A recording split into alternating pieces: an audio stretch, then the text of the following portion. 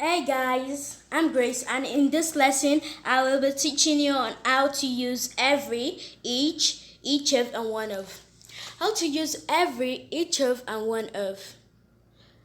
Each and every must follow a singular noun and a singular verb. Examples: every boy is here.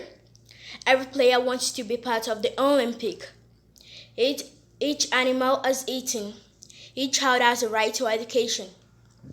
The singular noun is the one in color blue, and the singular verb is the one in color green.